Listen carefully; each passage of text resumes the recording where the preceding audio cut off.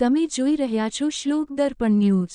વડોદરા શહેરના કમિશનરને કેટલા કડક પગલાં આ નબીરાના વિરોધમાં લગાવશે તે હવે જોવાનું રહ્યું। તે પણ પ્રજામાં ચર્ચા ચાલી રહી છે કે લાગવત ચાલશે કે પછી કાયદાની કલમ ચાલશે।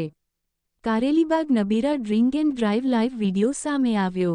આ નબીરાઓ વડોદરા શહેરની પોલીસને ચેલેન્જ કરતા હોય તેવું દેખાઈ રહ્યું છે, જેથી પોલીસ તંત્ર નિષ્ફળ આવવા નબીરાઓથી। જોઈન્ટ પોલીસ કમિશનરના જણાવ્યા મુજબ એક મહિલાની મૃત્યુ પામી છે અને અન્ય 3 લોકો ઇજાગ્રસ્ત પામ્યા છે।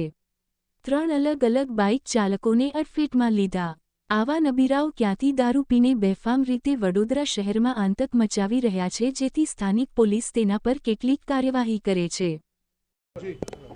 કારેલીબાગ પોલીસ સ્ટેશન વિસ્તારમાં જે મુક્તાનંદ સર્કલ છે એની પાસે જે એક્સિડન્ટ થયેલો છે તેમાં એક ગાડીએ ઓવર સ્પીડિંગ કરી અને મુક્તાનંદ તરફ જઈ રહી હતી। એમાં એક્સિડન્ટ થયેલો છે। એ એક્સિડન્ટમાં જે ગાડી ચલાવનાર છે એનું નામ છે રક્ષિત રવિશ ચોરસિયા, જેને અટક કરી લેવામાં આવેલો છે અને હાલમાં પોલીસ કસ્ટડીમાં છે।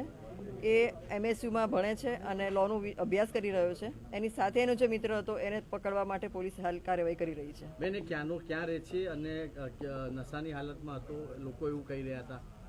જે આરોપી રક્ષિત ચોરસિયા છે એ હાલમાં અહીંયા MSUમાં ભણે છે, લોનો અભ્યાસ કરી રહ્યો છે અને અહીંયા PGમાં રહીને એક અભ્યાસ કરી રહ્યો છે। એની સાથે એનો મિત્ર હતો, એનું નામ છે પ્રાંશુ ચૌહાણ, મિત પ્રાંશુ ચૌહાણ, અને એને પકડવા માટે પોલીસ અત્યારે કાર્યવાહી કરી રહી છે। કઈથી કઈ ગાડી હાકી ચલાવી રહ્યા હતા અને ક્યાં અકસ્માત થયો? સંગમ પાસેથી એ લોકો મુક્તાનંદ તરફ જઈ રહ્યા હતા ત્યારે અકસ્માત કરેલો છે અને આરોપી અટક કરી લીધો છે। આગળ હિટ એન્ડ રનનો કેસ છે અને ડ્રંક એન્ડ ડ્રાઈવનો પણ કેસ કહી શકાય અને એના કાર્યવાહી કરી અને અમે FIR દાખલ કરી રહ્યા છીએ। જે રીતે આ કાર ચાલકો બેલગામ બન્યા છે તો કંઈક ને કંઈક હવે લગામ લગાવવાની જરૂર છે, શું કહેશો આપને?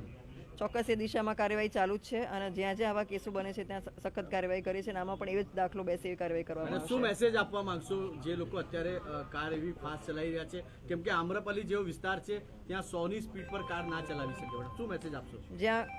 જ્યાં ખુલ્લો રોડ છે, સંગમથી જે મુકદાન તરફનો જે રોડ છે ખૂબ પહોળો રોડ છે, એટલે સ્પીડમાં ગાડી ચલાવતા હતા આ લોકો, ઓવર સ્પીડિંગ કરી રહ્યા હતા જેના કારણે એક્સિડન્ટ થયો છે। હાલમાં એક મહિલાની મોતની પુષ્ટિ મળી રહી છે, બાકી બધાને દાખલ કરવામાં આવેલા છે અને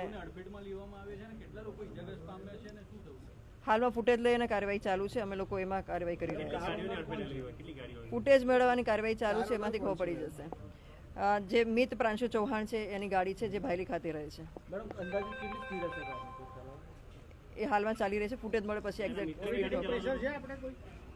આ બાબતમાં કોઈ પોલિટિકલ પ્રેશર ન હોય। આમાં તમામ જેટલા નેતાઓ અહીંયા આવ્યા હતા અને જેટલા લોકો આવેલા છે તમામે કડકમાં કડક કાર્ય કરવા માટે સૂચના આપેલી છે અને અમે ડ્રાઇવિંગ લાયસન્સ છે।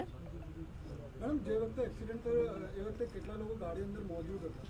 2 જણ મોજૂદ હતા, એમાંથી 1 જણ અટક કરી લેવામાં આવેલો છે અને બીજાને અટક કરવાની કાર્યવાહી કરી રહ્યા છીએ।